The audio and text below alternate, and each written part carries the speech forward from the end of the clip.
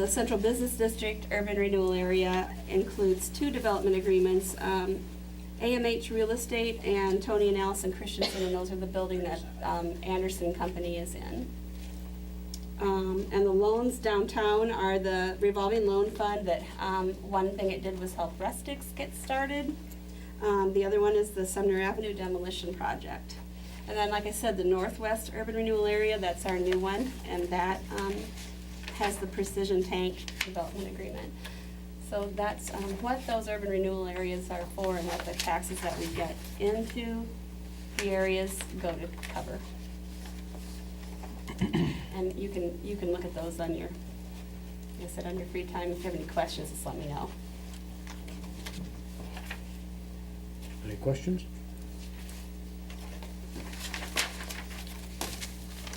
I'll entertain the motion. So moved. Second. All in favor? Aye. Opposed? Under resolutions, we need a motion to approve the following proposed resolution number 2014-130.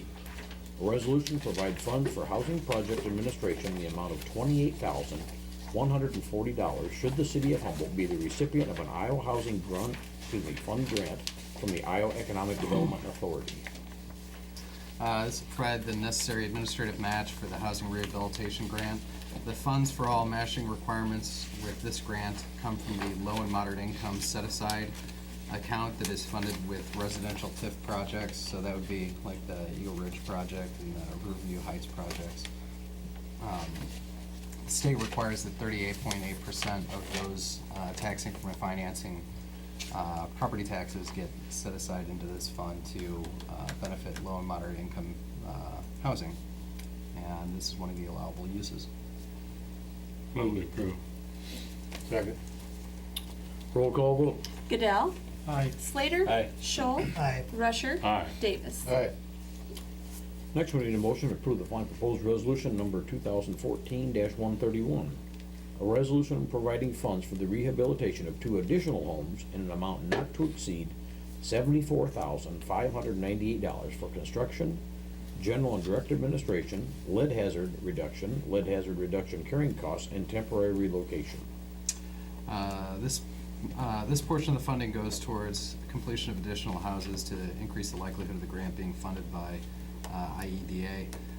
The city, like Crystal said, will hear back about the grant in spring of 2015. Again, these come out of the LMI set-aside funds. Move to approve. Second. Roll call vote. Slater, Aye. Scholl, Aye. Rusher, Aye. Davis. Aye. Goodell. Aye.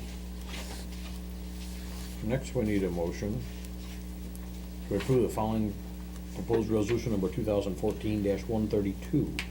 A resolution approving contract change order number 4 with Chicago Bridge and Iron Incorporated, Plainfield, Illinois, for the 2012 500,000 gallon elevated storage tank water tower project for a net addition to the contract price of $4,345.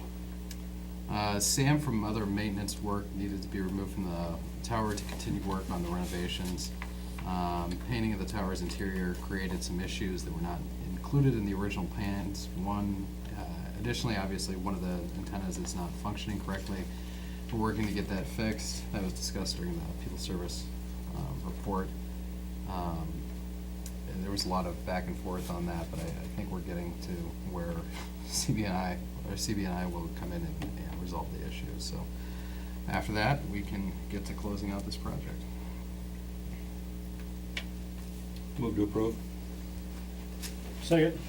Roll call vote. Scholl, Aye. Rusher, Aye. Davis. Aye. Goodell, Aye. Slater. Aye.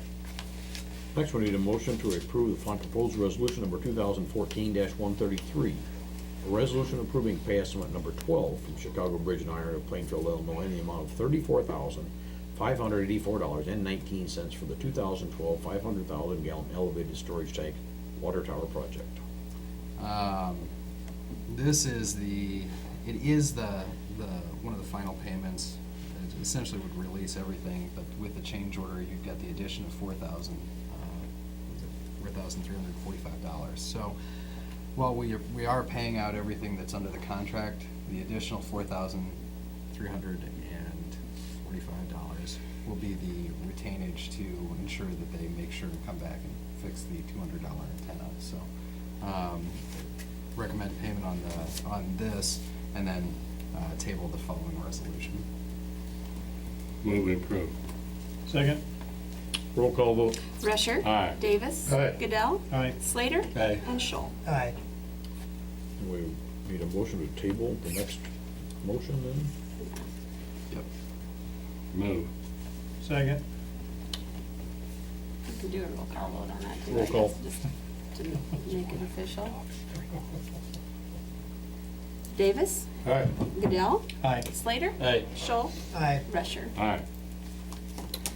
Next, we need a motion to approve the following proposed resolution number 2014-135. A resolution approving contract change order number 6 with Industrial Process Technology Incorporated of Fargo, North Dakota for the Humboldt Water Treatment Plant Improvement Project for a net decrease in the contract price of $55,288.05. This resolution addresses the change in the contract for liquidated damages to cover the increased engineering costs experienced by the city, and it extends the completion date to the actual date of substantial completion. It also has a deduction for a coating on the chlorine contact tank being changed to a less expensive product that was nearly identical to the original specified product. The project's very close to final completion, and the retainage is now down to $18,000 because only very few tweaks are left on the project. Lance with Fox Engineering has reported some frustration with getting the small things buttoned up by IPT to close the project out. It's things like floppy door handles, you can't open them up because they hang loose like that, and all sorts of random things that just go through. And most of the work by IPT has been completed, but it's subcontractors that need to come back and fix certain things, so that's a little bit harder for them to make happen, but we're getting there, slowly and steady. Move to approve. Second. Roll call vote. Goodell. Aye. Slater. Aye. Scholl. Aye. Rusher. Aye. Davis. Aye. Next, we need a motion to approve the following proposed resolution number 2014-136.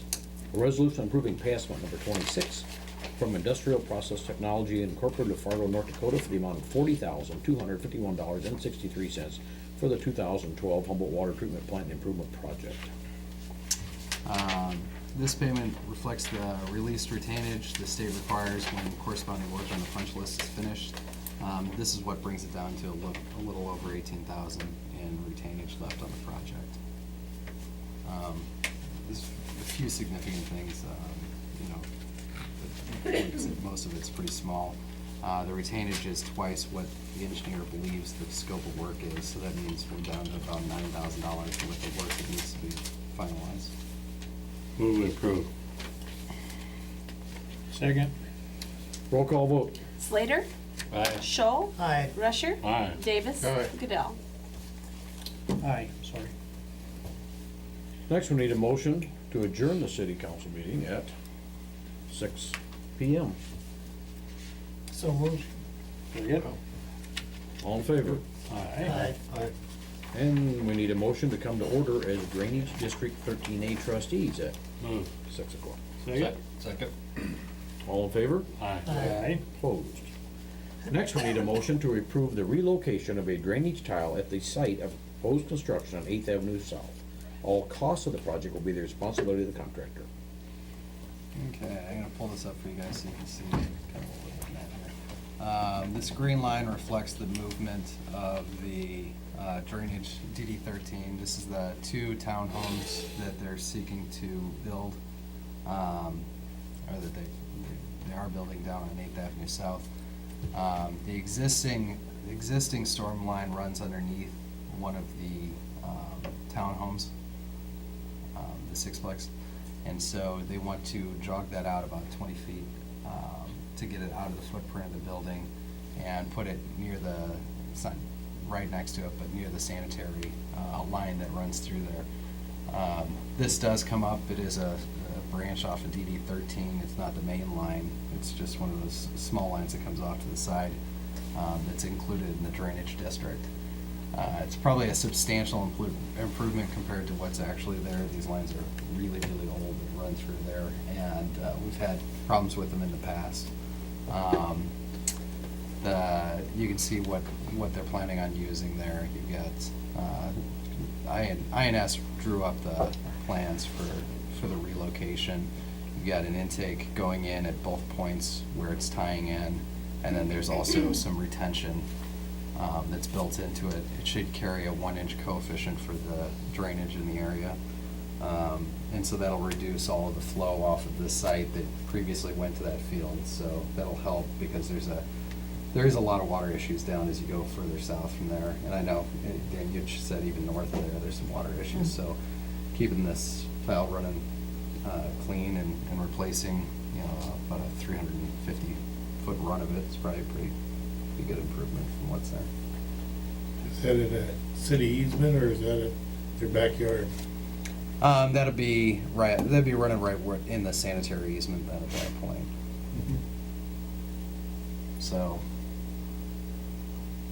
Anything we need to check with Westergaard on or not, Ryan? Just to yeah, know this. I talked to Rick Hopper about it, and he's the one who's actually advised me to, bring you guys into, because I need to think about it, Yep. bringing you into DD 13 to approve the movement of the line.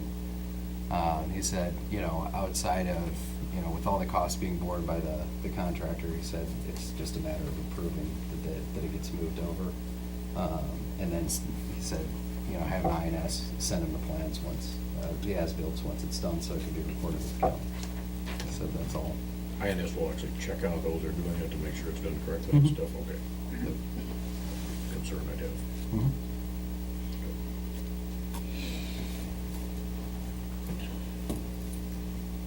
So really, we just need a motion to approve it, not anything else then. Move to approve. Second. Any other questions? All in favor? Aye. Opposed? Then we need a motion to adjourn this session of the Drainage District 13A trustees at 6:05. Move. Second. All in favor? Aye. And we need a motion to reconvene as the Humboldt City Council at 6:05 p.m. Move. Second. All in favor? Aye. Opposed?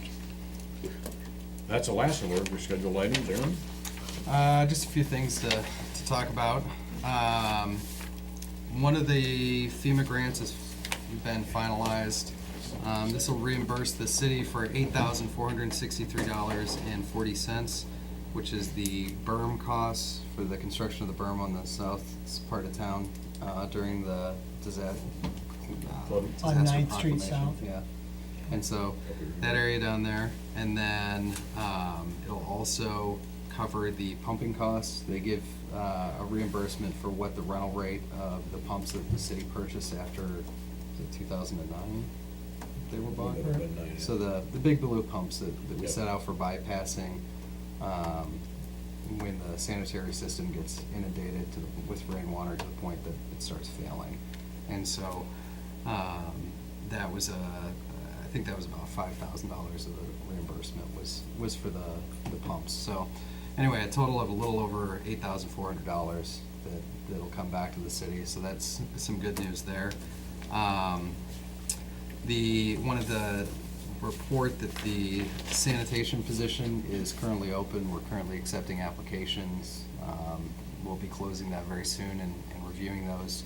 The hope is to get somebody on as soon as possible. With going into the holidays, the sanitation department gets very inundated because you have holidays and then you've got increased amount of trash and recycling coming through because of cardboard boxes and whatnot through the holidays. So looking to get that filled as quickly as possible.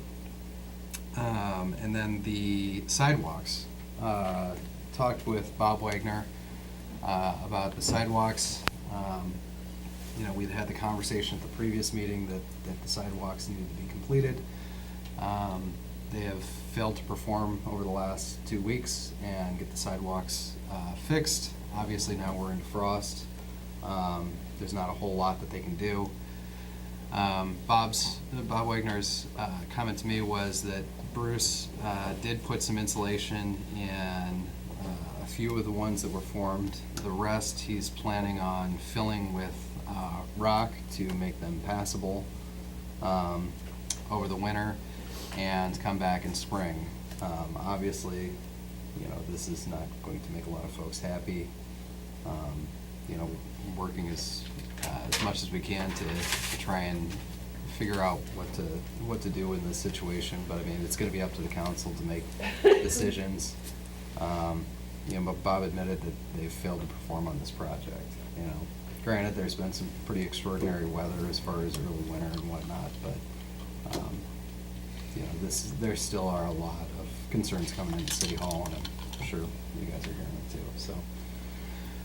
Wouldn't have been so bad as if they reassured us at the last meeting, and then on Wednesday they'd be here, and they really, in most estimations, weren't here.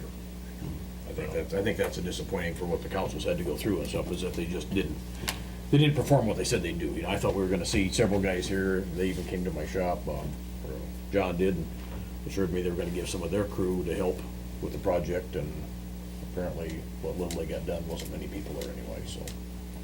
And I assume them not do anything is to put rock down, because I don't wanna run over that with the snow That's what I blower. was gonna say. Should we just leave them closed and forget the rock part? I'd I mean, rather what do that What do you than- guys think? Cause you Just know, be you that have a I snow come back and blower. have to take it out, it's gonna make more, I don't know. What do you think, John? Well, in the park, where the people use it, Gotta be I think in we and can out of go there. around it. I see that blue, around the area. So it's cleared of snow at this time, There's just a lot of small kids that use that way to get to Taft School, to get to school, and it's a concern. But, I don't think putting rock in it does anything anyway. So tell them Because not you to know put what, rock in. we'll run the city snow blower over that rock, and then we'll be Well, I know. replacing pins and throwing rocks through windows, and, I think you're better off just to go around it, but make sure the snow is cleared around it, but we still have the problem where the residences are, they can't clear that snow, and I guess you can go around the corner, cut through your yard or whatever, but, That's what kids are doing now. yeah, it's just, very disappointing, let's put it that way.